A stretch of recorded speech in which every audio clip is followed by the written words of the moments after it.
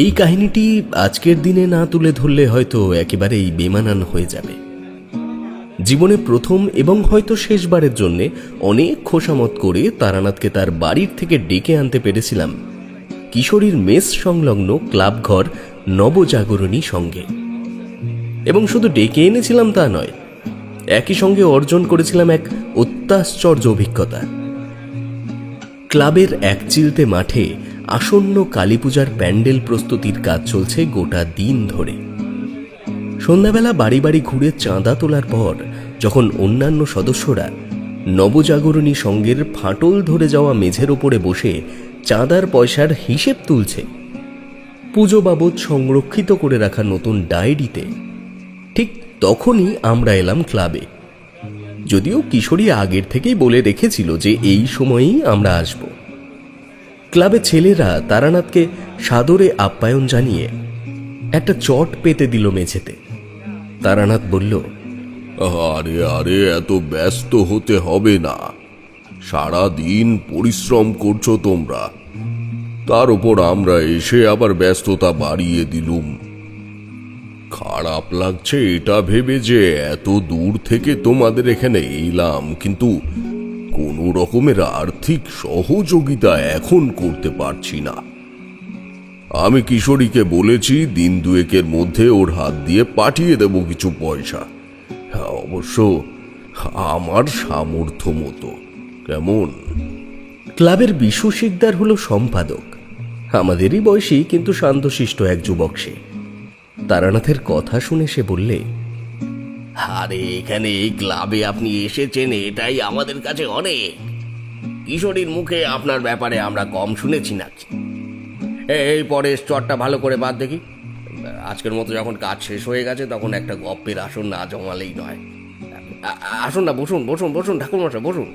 ভেবেছিলাম এই কথাটি শুনে তারানাথ হয়তো একটু অসন্তুষ্ট হবে, তবে যখন দেখলাম তার মুখের ওই মৃদু হাসিটা তখনও লেগে রইল একই রকম ভাবে, তখন একটু নিশ্চিন্ত হলাম।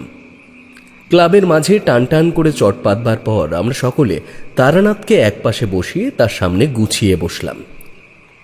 ঠাকুর মশাই যেন কোনো একটা বিষয়ের মধ্যে হারিয়ে গেছে এমন তার মুখের ভাব। অন্তত কেউ না বুঝলেও আমি আর কিশোরী তো তার এই অভিব্যক্তির সঙ্গে পরিচিত। সে বলল, কতবার এই পৃথিবীতে ফিরে ফিরে এলাম, আর কতবারই বা কত ধরনের মানুষের সঙ্গে সাক্ষাৎ করলাম, তার হিসেব হয়তো সবাই দিতে পারে না। কপাল খারাপ হলে পূর্বজন্মের মানুষের সঙ্গে পরের জন্মে এসে দেখা হয়ে যায়। আজকে সকাল থেকেই যে ঘটনাটা আমার মাথায় ঘোরাফেরা করছে সেটাই না হয় তোমাদের সঙ্গে ভাগ করে নি। আজকের দিনেই ঘটনাটি বলার একটা বিশেষ তাৎপর্য আছে। দেখো, এই পৃথিবী কিন্তু বড়ই রহস্যময়। তার থেকেও রহস্যময় পৃথিবীর চারপাশে, মানে এই বায়ুমণ্ডলে বয়ে যাওয়া বিভিন্ন শক্তির জমাট আবির্ভাব। কখনো কখনো তাদের কম্পন মিলে যায় মানুষের সাথে, তারা আত্মপ্রকাশ করে। বলা যায় একটা অনুরণন ঘটে যায়। আর এই আত্মপ্রকাশ ঘটবার সময় ঘটে থাকে নানা রকমের ঘটনা, যাকে আমরা খালি চোখে অলৌকিক ঘটনা বলে থাকি। কিন্তু আসলে অলৌকিক বলে কিন্তু কিছুই নেই। এই ব্রহ্মাণ্ডে সমস্ত কিছুই লৌকিক। যারা এসব জানে না তাদের কোনোদিনও শুভাশুভের জ্ঞান হয় না। গুরু ঠিকই বলেছিলেন, আগমতন্ত্রের জ্ঞান না থাকলে এক প্রকার অন্ধ হয়েই জীবন কাটিয়ে দিতে হয়। এই জগৎ সংসারে কত কিছু যে দৃষ্টিগোচর হয় না তার ধারণা তোমাদের নেই। তোমরা অনেক কিছুই দেখতে পাও না যা আমি দেখতে পারি। শোনো, আমি যতই তোমাদের আমার জীবনের অভিজ্ঞতার গল্প শুনিয়ে যাই না কেন, আমি জানি তার বেশিরভাগটাই তোমরা এই ক্লাব ছেড়ে বাড়িতে পৌঁছানোর আগেই মাথা থেকে বের করে দেবে। যাই হোক, তবুও বলি শোনো,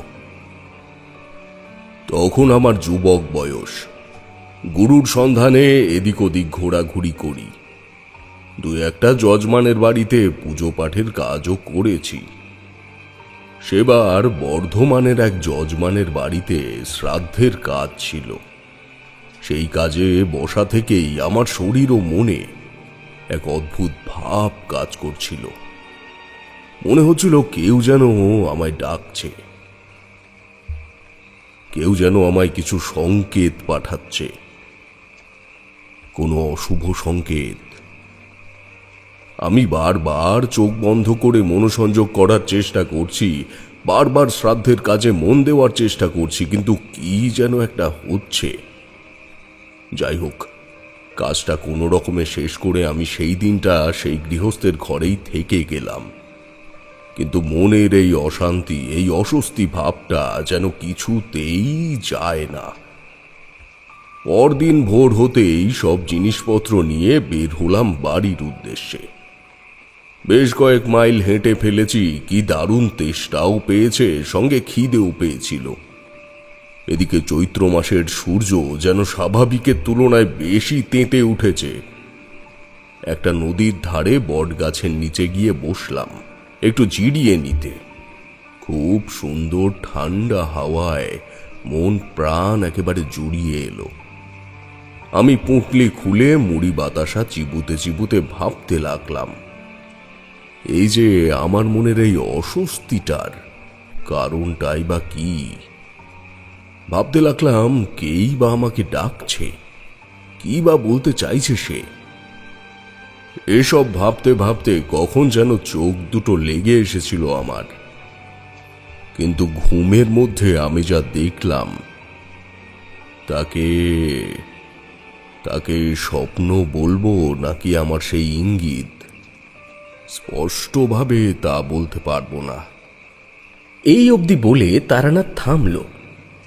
আমি আর কিশোরী এবং বাকি সদস্যরা বেশ অধীর আগ্রহে অপেক্ষা করতে লাগলাম পরবর্তী ঘটনা কি হলো তা জানার জন্যে। কিন্তু তারানাথ এসবের উচ্চবাচ্য না করেই বলল, এই ভর সন্ধ্যায় চারিদিকে ধূপের সুবাস আর শাঁখের শব্দে মনটা আমার ভীষণ ভালো হয়ে যায়, বুঝলে। তবে কি বলতো, এসব বড়ই পার্থিব। মানুষ বড়ই বোকা অথবা অতি চালাক। এসব আয়োজন নিয়ম মাফিক ও অন্তঃসার শূন্য। যে যার উদ্দেশ্যে এসব করা হয়, সে জগতের ধারে কাছেও এসব খবর অবধি পৌঁছয় না। এর জন্যে গভীর সাধনার দরকার। আধ্যাত্মিক চেতনা কি আর এত সহজে আসে হে? এই জগৎ আর এই জগতের মধ্যে মেলবন্ধন ঘটিয়ে ইষ্টের কাছে অবধি নিজ আত্মাকে সমস্ত আয়োজনে পৌঁছে দিতে যে পরিমাণ ত্যাগ ও নিষ্ঠার দরকার, তার কোনোটাই নেই বেশিরভাগ মানুষের মধ্যে।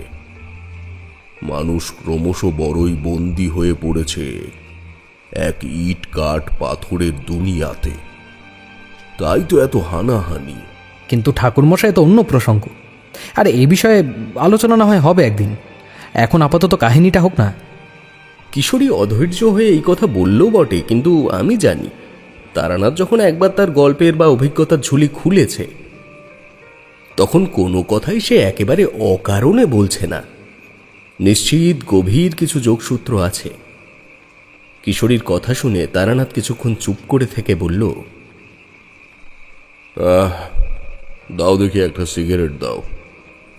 বুঝলে কিশোরী, সাধনা বা অভিজ্ঞতা কিছুই নির্ধারিত সময়ের পূর্বে তুমি পেতে পারবে না। এটাই জগতের নিয়ম। যাই হোক, সিগারেটটা ধরিয়ে নি, বাকিটুকু বলছি। হয়তো বাকিটুকু বললেই বুঝবে যে কি বলতে চাইছি আর কেনই বা বলছি। এই একই ভুল আমি জীবনে বারবার করেছি। যাই হোক, তারপর আধা জাগা আধা তন্দ্রাচ্ছন্ন হয়ে আমি অপেক্ষা করতে লাগলাম কিছু একটা ঘটার জন্য। হঠাৎ দেখি এক ত্রিশূলধারী লাল বস্ত্র পরিহিত জটাধারী সাধক আমার দিকে এগিয়ে আসছে।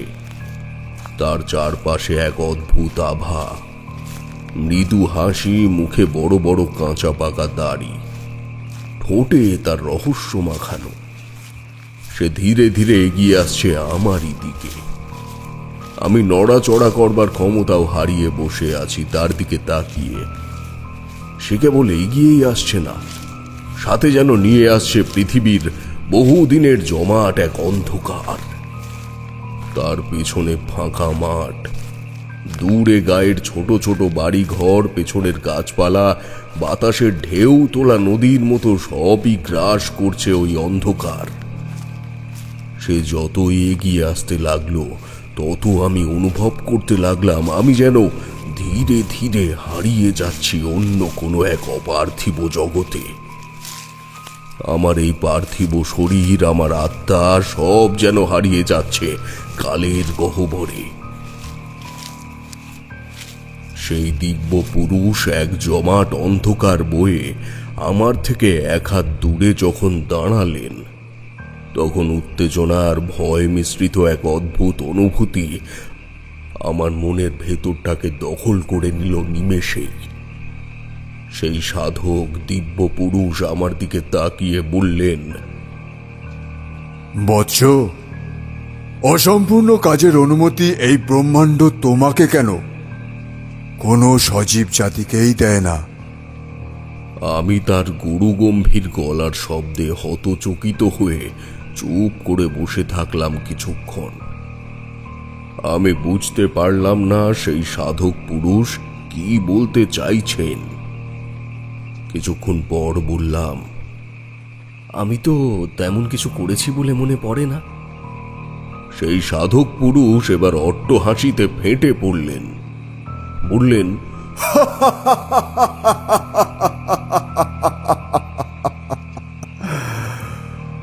মনে পড়ে না?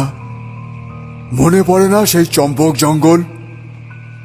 মনে পড়ে না তার পাশে সেই শ্মশান, সেই অসত্য গাছের নিচের সাধন ক্ষেত্র? মনে পড়ে না তোর সেই অর্ধ সমাপ্ত রেখে পালিয়ে আসা? মনে পড়ে না? এগুলো কিছুই কি তোর মনে পড়ে না? আমি তো অবাক। মনে মনে ভাবতে লাগলাম, এই লোকটা কি বলছে? এ কি পাগল নাকি? আমি তো এমন কিছুই করিনি। আর এই চম্পক জঙ্গলই বা কোথায়? এই নাম তো আমি এই প্রথমবার শুনলাম। কোথায় এটা? বেশ কিছুক্ষণ চুপ করে বসে রইলাম। তারপর বললাম, বাবা, আমি জানি না আপনি কে, তবে অপরাধ নেবেন না, আমি এমন জঙ্গলের নাম আগে কখনো শুনিনি আর যাইও নি। আপনার মনে হয় কোথাও ভুল হচ্ছে।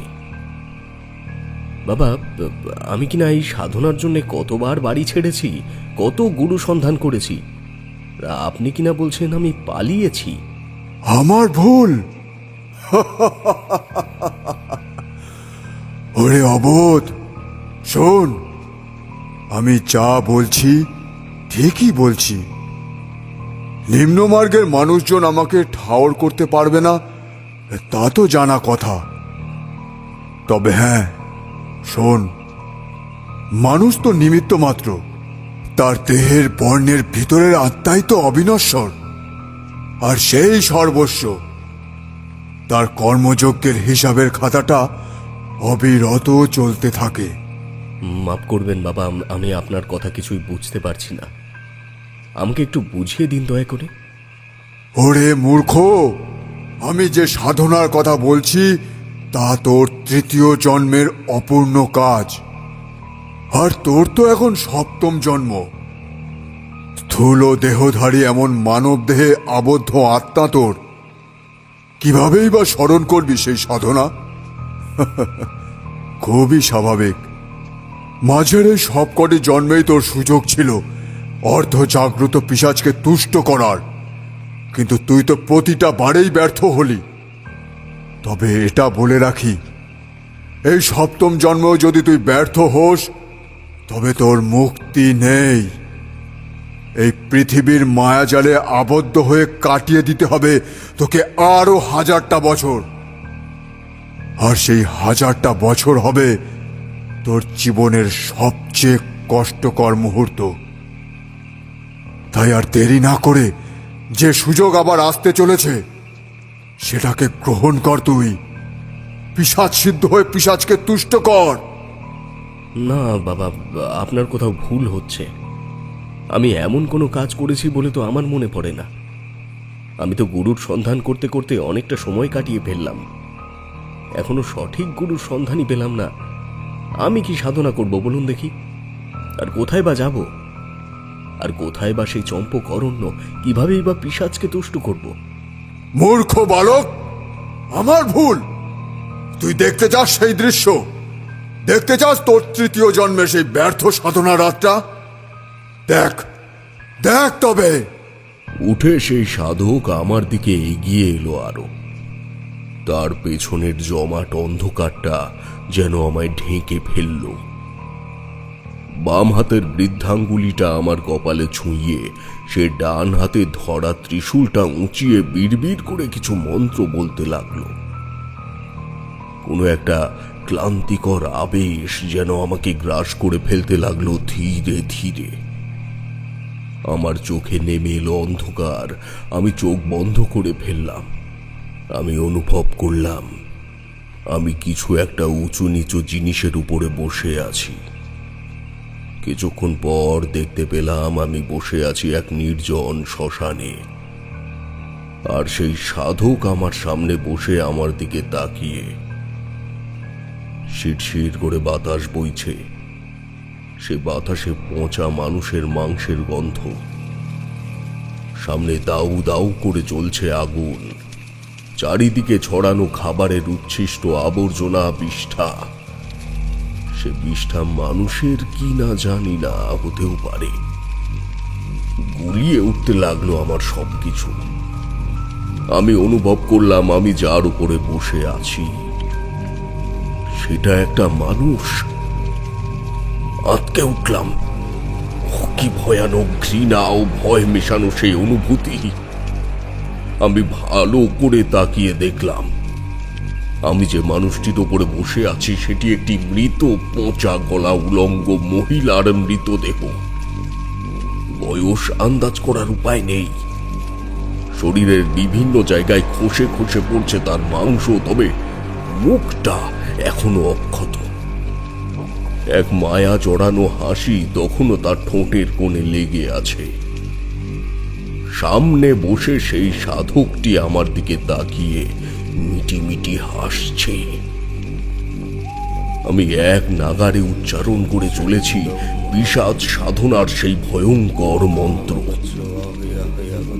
আকাশ কালো মেঘে ঢাকা। মাঝে মাঝে অনুভব করছি বিদ্যুতের চমক। শ্মশানের চারিদিকে জঙ্গল থেকে যেন ছুটে বেরিয়ে আসছে সমস্ত বন্য জীবজন্তু। শুনতে পেলাম এক ঝাঁক শেয়ালের ডাক।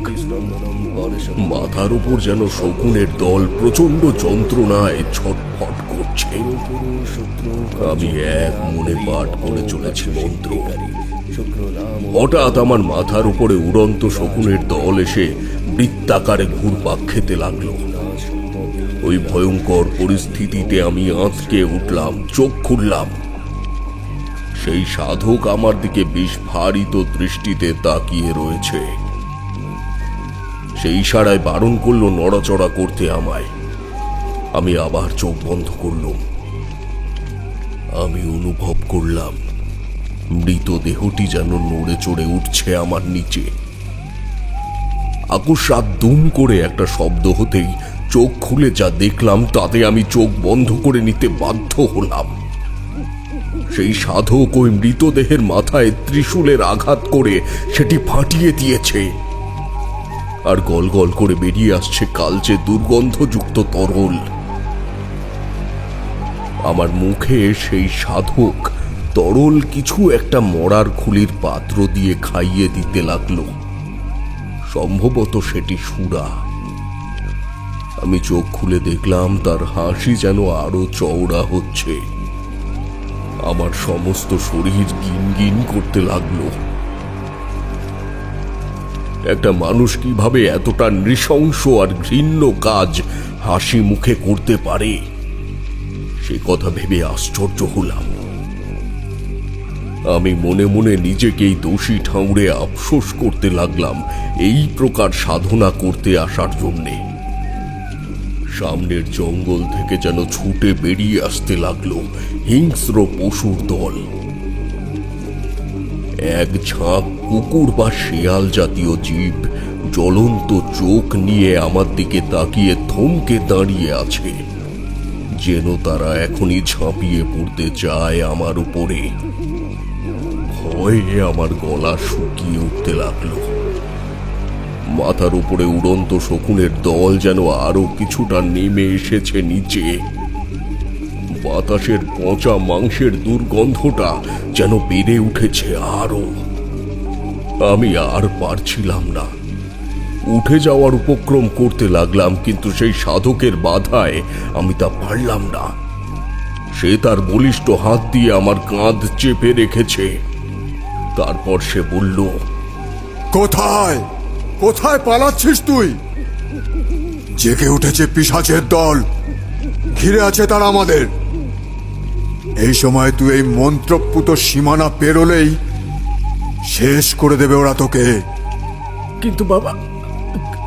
কিন্তু বাবা আমি তো আর পারছি না। আমি আর পারছি না বাবা, আর পারছি না। পারছি না? যখন আমি তোকে বারণ করেছিলাম এই সাধনা করতে, তখন যে বলেছিলিস তুই সব পারবি, আর এখন বলছিস পারছি না? ওরে, এটা পিশাচ সাধনা। এর দুটোই পথ, হয় সিদ্ধি লাভ আর না হলে মৃত্যু। আমি আর কিছুক্ষণ চুপ করে থাকলাম। নিজের সিদ্ধান্তের ওপর নিজেরই বিরক্ত লাগতে লাগলো। তাকিয়ে দেখলাম সেই কুকুর জাতীয় জীবের দল, যা কিছুটা দূরে থমকে ছিল, ধীরে ধীরে আমার দিকে এগিয়ে আসছে। তাদের হিংস্র ডাক আমার হৃৎপিণ্ড কাঁপিয়ে দিল।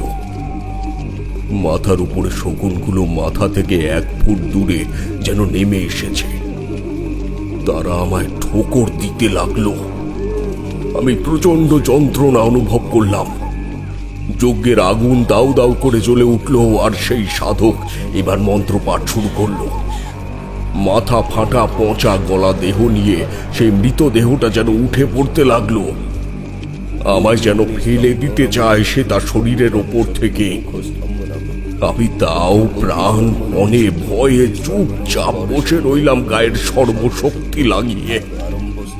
সে সাধক আরো জোরে জোরে মন্ত্র পাঠ করতে লাগলো। আমার শরীর বেয়ে যেন ঠান্ডা কিছু আমাকে পেঁচিয়ে ওপর দিকে উঠতে লাগলো, হয়তো কোনো সাপ জাতীয় জীব। কিন্তু আমি নড়াচড়া করলাম না। এবার দেখলাম সেই হিংস্র পশুগুলো আমাদের চারপাশে আমাদেরকে ঘিরে দাঁড়িয়ে রয়েছে, যেন একটু সুযোগ পেলেই আমাদের উপর ঝাঁপিয়ে পড়ে ছিন্ন ভিন্ন করে দেবে আমাদের দেহ। আমি চোখ বন্ধ করে দাঁতে দাঁত চেপে বসে রইলাম, কিন্তু সেই মৃত দেহটি ক্রমশ যেন আমাকে ফেলে দিতে চাইল তার শরীর থেকে। সেই পশুর দল আরো কাছে এগিয়ে এসেছে, তাদের নিঃশ্বাস যেন আমার গায়ে লাগছে। এক প্রচন্ড অস্বস্তি আমাকে ছেয়ে ফেলল। আমি আর পারলাম না। আমি উঠে পড়লাম, উঠে দৌড়তে লাগলাম অজানার উদ্দেশ্যে। অন্ধকারের মধ্যে আমি অনুভব করলাম আমাকে যেন কেউ ধাওয়া করেছে। পেছন ফিরে দেখার সাহস আর আমার ছিল না, তাই আমি প্রাণপণে দৌড়তে লাগলাম। হয়তো সেই হিংস্র পশুর দল, হয়তো সেই শকুনের দল, হয়তো বা সেই সাপের মতো জীবগুলোও হতে পারে, অথবা সেই মৃত দেহটা আমার পিছনে আমাকে ধাওয়া করেছে। আমি দৌড়তে দৌড়তেই হঠাৎ অনুভব করলাম আমার কাঁধের ওপর একটা শীতল স্পর্শ। সেই শীতলতা যেন আমার শরীরকে গ্রাস করে ফেলল নিমেষেই। আমি থমকে দাঁড়ালাম, আর সঙ্গে সঙ্গে প্রচন্ড যন্ত্রণায় আমার মুখ দিয়ে চিৎকার বেরিয়ে এলো। কেউ যেন আমার গলার কাছে ধারালো দাঁত বসিয়ে দিয়েছে। আমার শরীর অবশ হয়ে আসতে লাগলো। আমি চোখ খুলে তাকিয়ে দেখলাম আমি বসে আছি সেই বট গাছের নিচে, নদীর ধারে। সামনে সেই সাধক, আর তার পেছনে সেই জমাট অন্ধকার। সে আমার দিকে তাকিয়ে মৃদু হেসে বলল, এরপর কি হয়েছিল তা নিশ্চয়ই আর তোকে বলে দিতে হবে না। আসলে নিজের মৃত্যু কেউ কখনো দেখতে পায় না রে, তাই এরপর আর দেখতে পেলি না তুই। সে যাই হোক, এভাবেই আরো 3টে বছর চলে গিয়েছে তোর। কোনোবারেই তুই সফল হতে পারিসনি, কিন্তু এইবারটায় সফল হতে না পারলে তোকে আবদ্ধ হয়ে থাকতে হবে এই মায়াজালে, আর বারবার ফিরে আসবে সেই রাত। বাবা, আপনিও কি এই মায়াজালে আবদ্ধ? আপনিও কি জন্মের পর জন্ম এইভাবেই আটকে রয়েছেন এখানে? না রে, আমি আটকে নেই। এখন যা ঘটছে, তুই যা দেখলি, সবই মায়া। আমার সূক্ষ্ম দেহ অনেকদিন আগেই এই মায়া কাটিয়ে ফিরে গেছে। এখন শুধু সময়ের প্রয়োজনেই আমি আজ তোর সামনে। তাহলে তাহলে এখন আমাকে কি করতে হবে বাবা? আমি কিভাবে মুক্তি পেতে পারি? আমি কিভাবে সফল হতে পারি? না, সফল তুই হবি না। সেই লিখন তোর ললাটে আমি দেখছি না। কিন্তু যদি তুই সেই পিশাচের কবল থেকে মুক্তি পেতে চাস, তবে অবশ্যই তার বোনা মায়াজাল কেটে তোকে বেরিয়ে আসতে হবে। আমি তোকে এই রক্ষা কবচ দিচ্ছি, এটা তার কপালে ছুঁয়ে তোকে মুক্ত হতে হবে। সে তোর সামনে কখন কি বেশে আসবে সেটা আমারও জানা নেই, যদিও সে কখনোই পূর্ণ শক্তি নিয়ে তোর সামনে আবির্ভূত হতে পারবে না, কারণ তুই তাকে পূর্ণ জাগ্রত করিসনি। সময় হয়ে এসেছে, সে আসবে, সে আসবে, আর তার সাক্ষাৎ তোকে পেতেই হবে। সেই সাধক ঝোলার মধ্যে হাত ঢুকিয়ে কিছু একটা বের করে এনে কপালে ঠেকিয়ে বিড়বিড় করে মন্ত্রপাঠ করতে লাগলো। আমি তাকিয়ে থাকলাম তার মুখের দিকে। সে আমার হাতে একটি তাবিজ দিয়ে বলল এটা গলায় ধারণ করতে, আর যখন তার সাথে সাক্ষাৎ হবে এটা তার কপালে ছুঁইয়ে দিতে এবং তার দেওয়া একটা মন্ত্র পাঠ করতে। এই কথা বলে সে আমার কানে কানে একটি মন্ত্র বলে দিল। সেই মন্ত্র আমি তোমাদেরকে বলতে পারবো না। গুরুর দেওয়া মন্ত্র এভাবে যত্রতত্র বলা যায় না।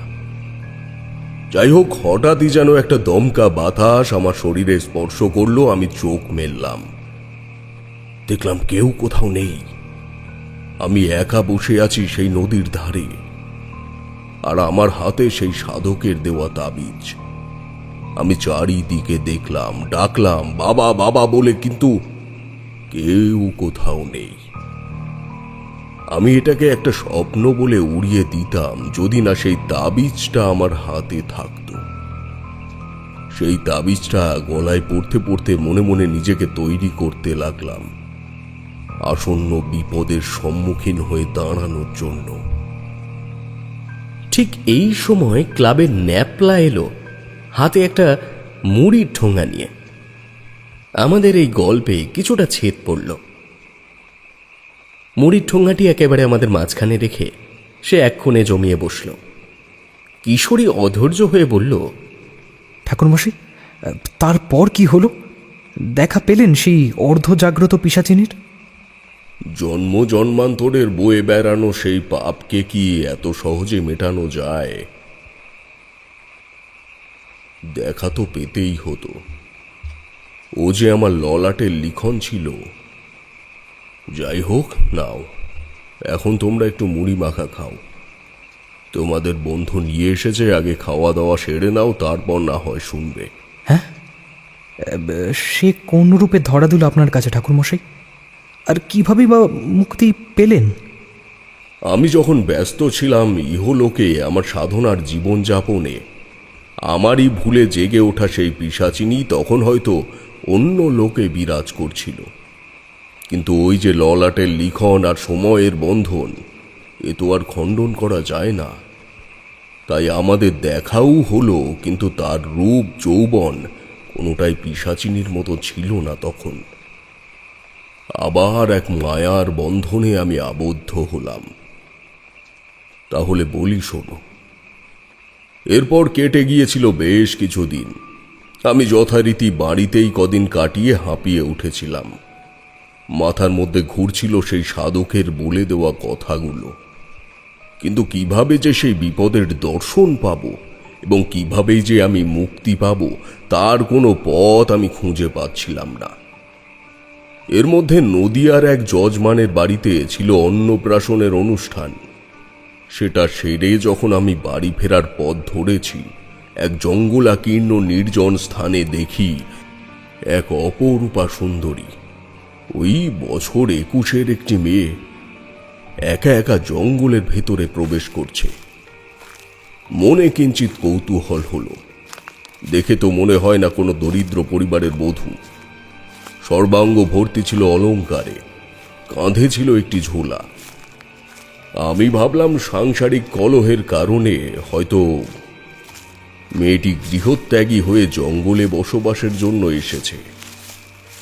কিন্তু এই ঘন জঙ্গল নির্জন জায়গায় চোর ডাকাতের কবলে না পড়ে সে। তার উপর যা জঙ্গল, তাতে বন্য জীবজন্তুর কবলে পড়াও অস্বাভাবিক কিছু নয়। আমার মনে হলো মেয়েটি স্বেচ্ছায় মৃত্যুর গহ্বরে প্রবেশ করছে।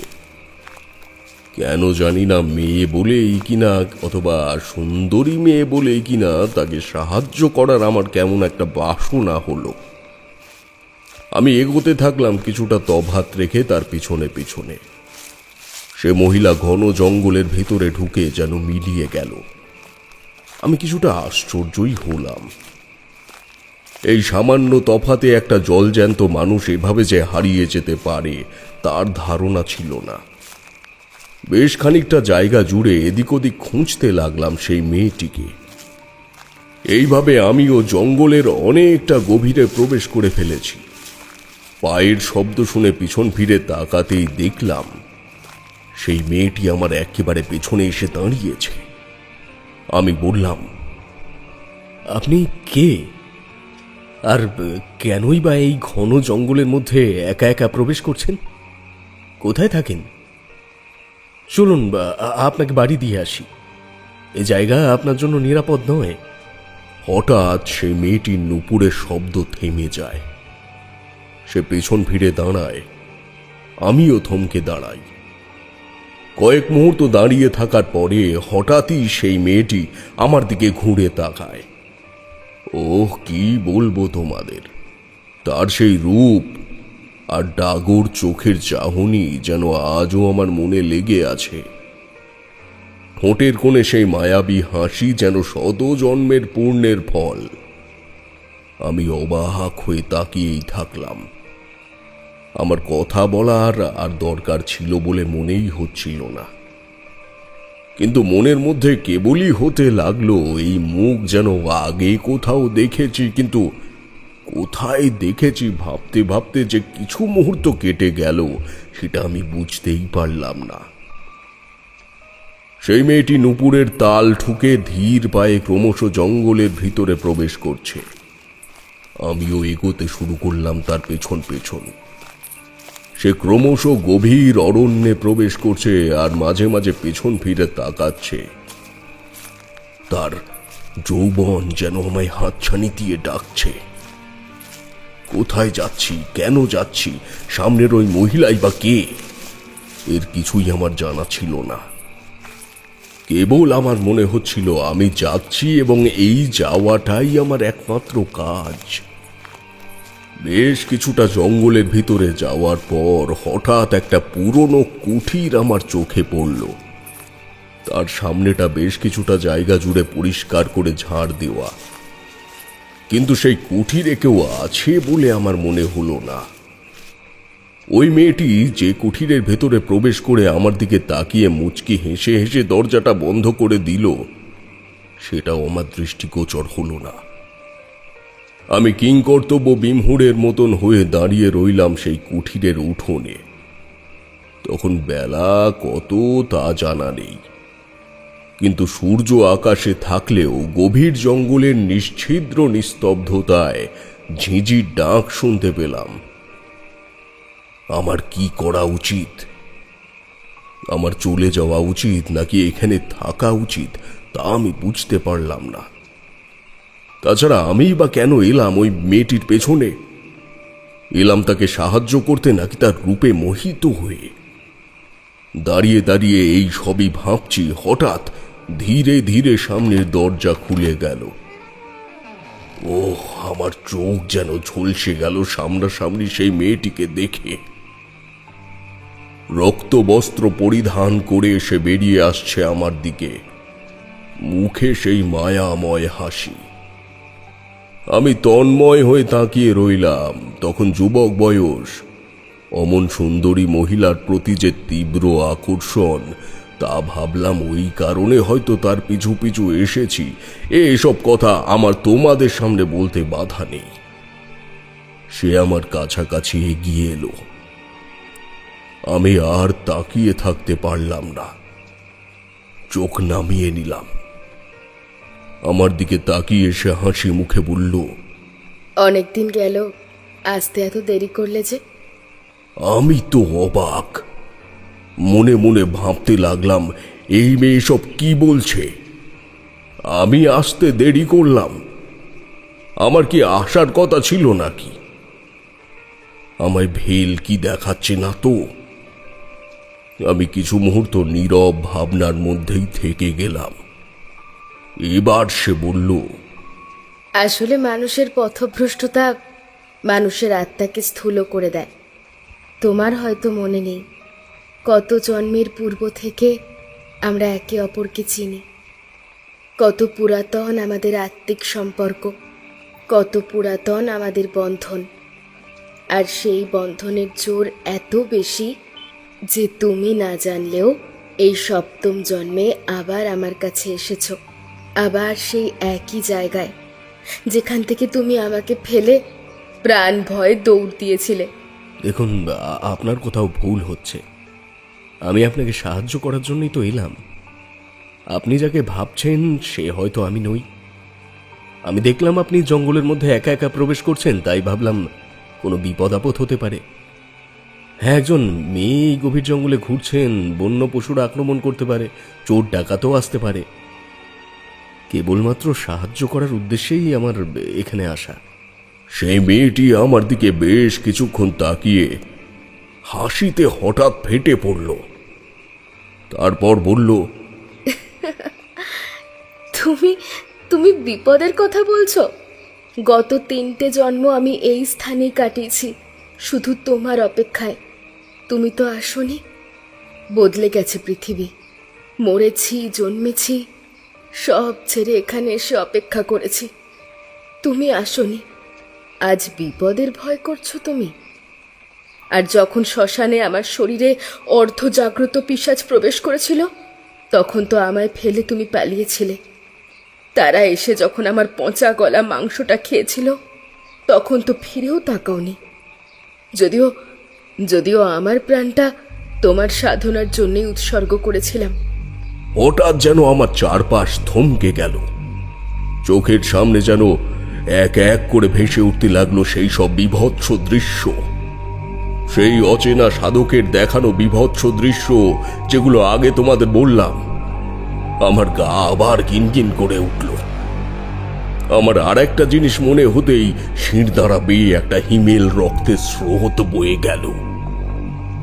সেই সাধক যখন তার দিব্য শক্তি দিয়ে আমাকে চাক্ষুষ করিয়েছিল সেই ভয়ঙ্কর রাতের দৃশ্য, তখন আমি যে পচা গলা মৃতদেহের ওপরে বসেছিলাম, তার মুখের সাথে অবিকল মিল রয়েছে এই মেয়েটির মুখের।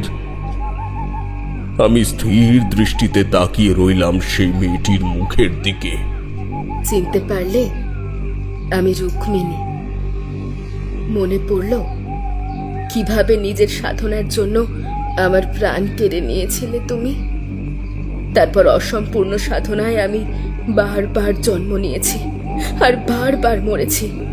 তোমার অপেক্ষায় কেটে গেছে বছরের পর বছর, জন্মের পর জন্ম। তুমি আসোনি। মনে পড়ছে সেই স্থান যেখানে তুমি সাধনা করেছিলে আমার মৃতদেহের ওপর বসে? কালের নিয়মে বদলে গেছে ভূগোল। জঙ্গল গ্রাস করেছে। আমি তখনও নির্বাক মনের মধ্যে একটি ঝড় তুলে চলেছি, কারণ আমি জানতাম সব সাধনায় সব ছেড়ে উঠে গেলে সে পিশাচে রূপান্তরিত হয়। তার মানে আমি এতক্ষণ যার সঙ্গে কথা বলছি সে একটি পিশাচ। বুঝতেই পারছো আমার অবস্থা তখন কেমন। আমি কি করব কিছু বুঝে উঠতে পারছি না, কিন্তু ক্রমশ যেন সেই মেয়েটি আমার মনের ওপর প্রভাব বিস্তার করছে। আমি ধীরে ধীরে যেন নিজের চিন্তা ভাবনা হারিয়ে তার চিন্তা ভাবনার গোলাম হয়ে পড়ছি। আমি বললাম, আমাকে কি করতে হবে? আপাতত যজ্ঞের আয়োজন করতে হবে। এই সেই যজ্ঞ যেখানে তোমার অর্ধ জাগ্রত পিশাচকে সম্পূর্ণ জাগ্রত করবে তুমি, আর সে তুষ্ট হয়ে তোমাকে তোমার সাধনায় সিদ্ধি লাভ করবে। তুমি হবে পিশাচ সিদ্ধ পুরুষ। কিন্তু যদি কোনো ক্ষতি হয়? আমি তো এই যজ্ঞের কিছুই জানি না। আমি তোমাকে সাহায্য করব। তোমার সাধনায় তুমি সিদ্ধি লাভ করবে, আর আমরা দুজনে এই মায়ার জগৎ ছেড়ে মুক্ত হব। আমি কেবল এটাই চাই। এই গুরুমুখী বিদ্যায় আমার গুরু কে হবে? গুরু ছাড়া আমি এ যজ্ঞ সফল করতে পারবই বা কি করে? আমি হব তোমার গুরু। জন্ম জন্ম ধরে এই সাধনার সঙ্গে লিপ্ত হয়ে অনেকটা শিখে ফেলেছি। হাতটা ধরো, আমি তোমাকে নিয়ে যাব সাধনার চরম পর্যায়ে। বিনিময়ে তুমি আমাকে দেবে চিরমুক্তি। কি আর বলি তোমাদের, যুবক বয়স, আবার একজন মহিলা এত সুন্দর করে আহ্বান জানিয়ে বাড়িয়ে দিয়েছে দুটো হাত। আর পারলাম না সে হাত দুটোকে অতোয়াক্কা করতে। আমি বুঝতে পারিনি সেই হাতের পিছনে ঘন অন্ধকার।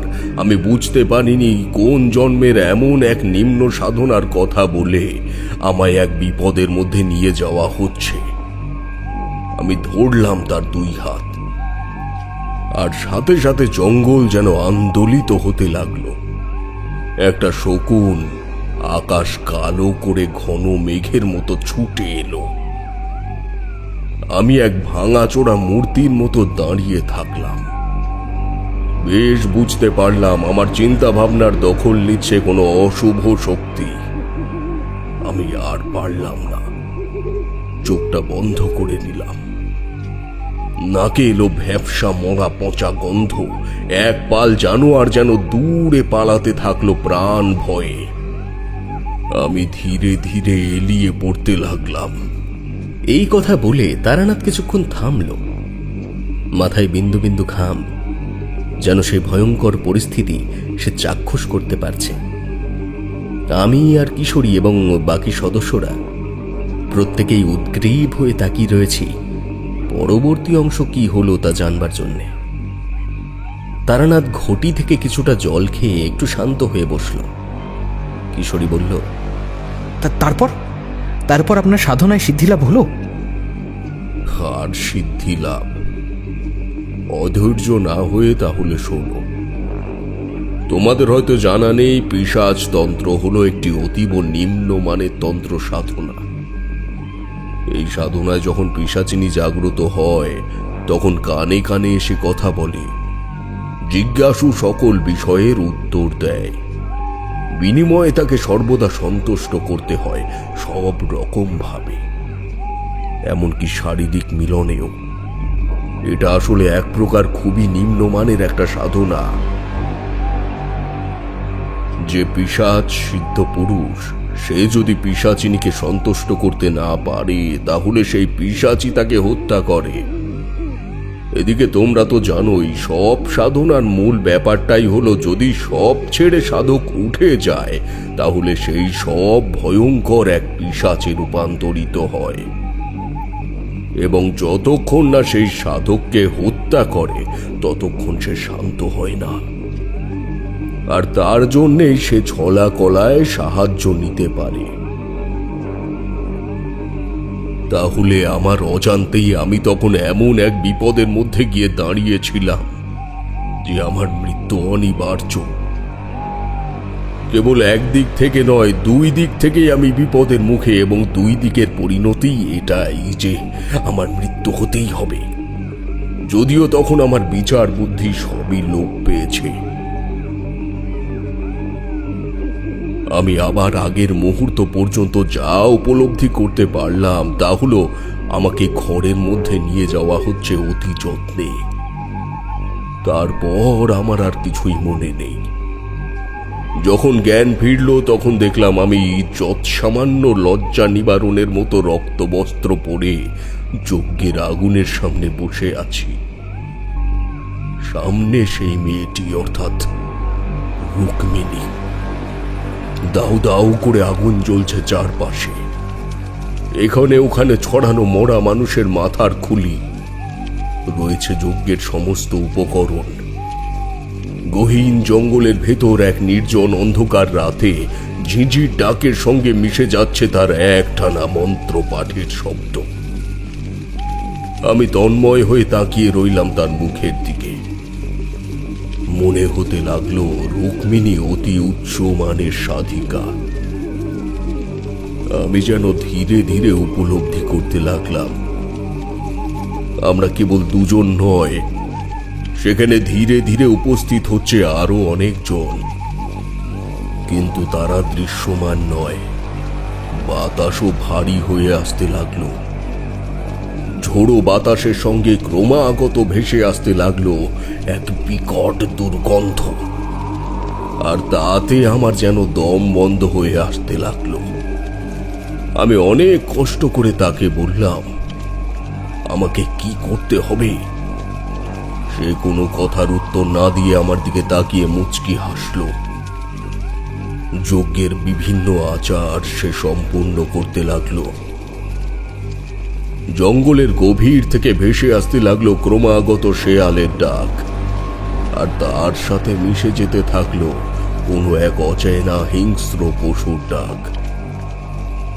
আমাদের চারপাশের উপস্থিতি যেন আরো বেশি চঞ্চল হয়ে উঠেছে। তারা ক্রমশ তাদের ছোট করে আনছে বৃত্ত। মাথার উপরে ঘুরছে শকুনের দল, মনে হচ্ছে এখনই মাংস খুবলে খেতে লাগবে। ক্রমশ সেই যোগিনীর চোখগুলো আরো যেন ভয়ঙ্কর হতে লাগলো। যজ্ঞের আগুন যেন তার চোখেও জ্বলতে লাগলো। আমি আর স্থির থাকতে পারছি না। কোনো এক অচেনা অশুভ শক্তি যেন আমাকে ঠেলে ফেলে দিতে চাইছে আমার যজ্ঞের আসন থেকে।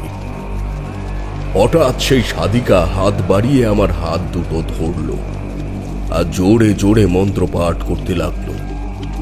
আমি দেখলাম চারিপাশের অন্ধকার জঙ্গলের ভেতর থেকে আমাদের দিকে এগিয়ে আসছে চার পেয়ে জন্তুরা। তাদের চোখগুলো জ্বলছে, তাদের গর্জন আমি শুনতে পাচ্ছি। ধীরে ধীরে সেই সাধিকার চোখের দৃষ্টিতে আমি যেন সম্মোহিত হতে লাগলাম। সে আরো কাছে আসতে লাগলো। আমার শরীরের সাথে ঘনিষ্ঠভাবে বসে মন্ত্র উচ্চারণ করছে সে। আমাকে সাপের মতো পেঁচিয়ে আলিঙ্গন করতে করতে মন্ত্র পাঠ করে চলেছে। হঠাৎ যজ্ঞের আগুন নিভে গেল। চারিদিকে নিশ্চিদ্র অন্ধকার হুড়মুড় করে এসে ভাসিয়ে দিল সব কিছু। হিংস্র যন্ত্রগুলো যেন এই সুযোগেই ছিল। তারা ধীরে ধীরে এগিয়ে আসতে লাগলো আমারই দিকে। আমার কাঁধে একটা শীতল স্পর্শ অনুভব করলাম। আমার ভয় আর বাতাসে সেই মরা পচা গন্ধ তখন দম বন্ধ করে আসতে লাগলো আমার। কানের কাছে ফ্যাঁস ফ্যাঁসে কণ্ঠে শুনলাম, তারানাথ, এত দিনের পর আবার তোর ফিরে আসাটা আমার খুব ভালো লেগেছে। অনেক অনেক জন্মের ক্ষুধার্ত। কে কে কে তুমি? কি চাও তুমি আমার কাছে?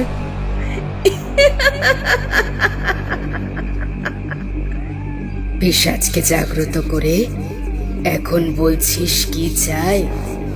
তোর শরীর, তোর রক্ত, তোর প্রাণ। তুমি তো রুক্মিণী। তাহলে তুমি তো আমার গুরু হয়ে যজ্ঞ সম্পন্ন করলে। সব দেহের ওপর বসে সাধনা করলে, তারপর সেই দেহ ছেড়ে উঠে গেলে কি হয় তুই জানিস না? রুক্মিণী আর তোর দ্বারা 3 জন্ম আগে অর্ধ জাগ্রত করা পিশাচ মিলেমিশে একাকার। অনুভব করলাম ঘাড়ের নিচে শীতল ধারালো দাঁত ধীরে ধীরে চেপে বসছে। উফ, কি অসহ্য যন্ত্রণা! ও এখনো সে কথা মনে পড়লে গা শিউরে ওঠে।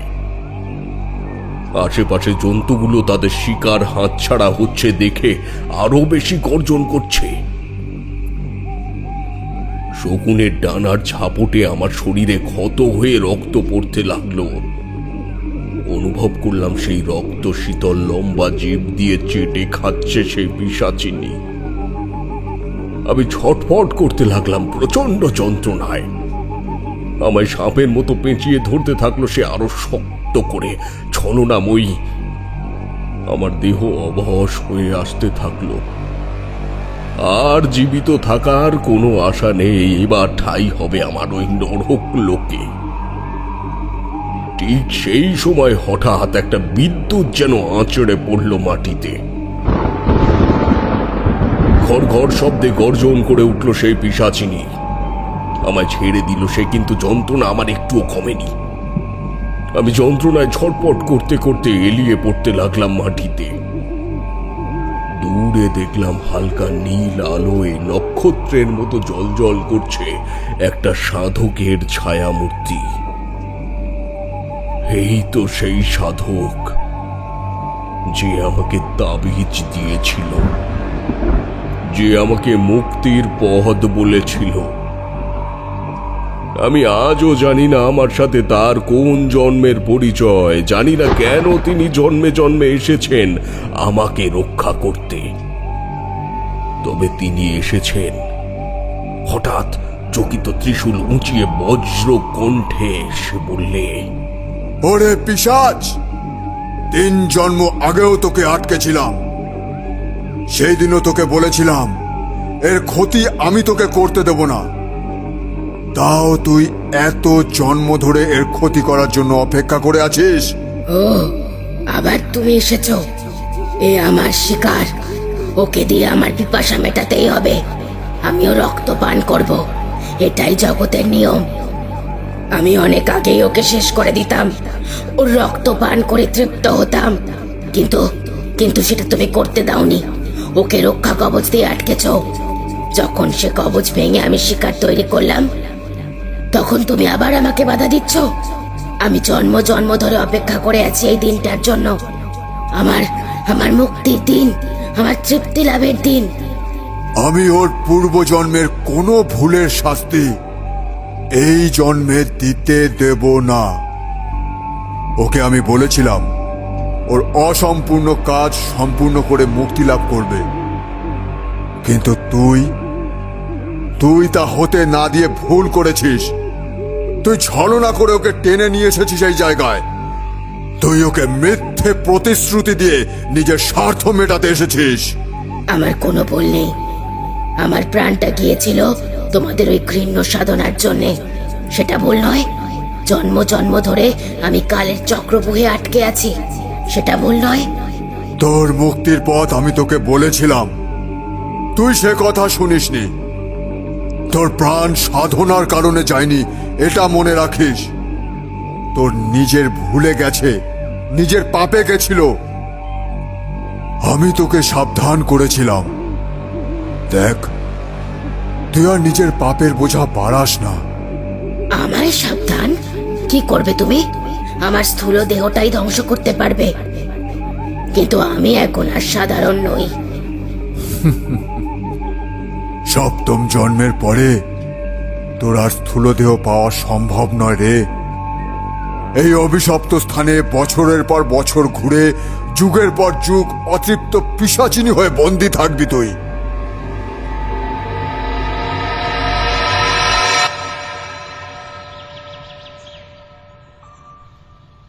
আমি অর্ধমৃত অবস্থায় অবশ শরীরে অসহায় হয়ে পড়ে আছি মাটিতে। হঠাৎ 100 কাঁকড়া বিছে কামড়ানোর মতো এক যন্ত্রণা অনুভব করলাম আমার শরীরে। একটা ক্ষুধার্ত নারীর শরীর আমার উপর ঝাঁপিয়ে পড়ে আমায় ছিন্ন ভিন্ন করে দিতে চাইছে। আমার মনে হতে লাগলো এর চেয়ে মৃত্যু যেন শান্তি। আমার দম বন্ধ হয়ে আসতে লাগলো, আমার চেতনা লুপ্ত হতে থাকলো, চোখ বুজে এলো। এরপর কি হয়েছে তা আমি জানি না। যখন চোখ খুললাম তখন সূর্য অনেকটা মাথার উপরে।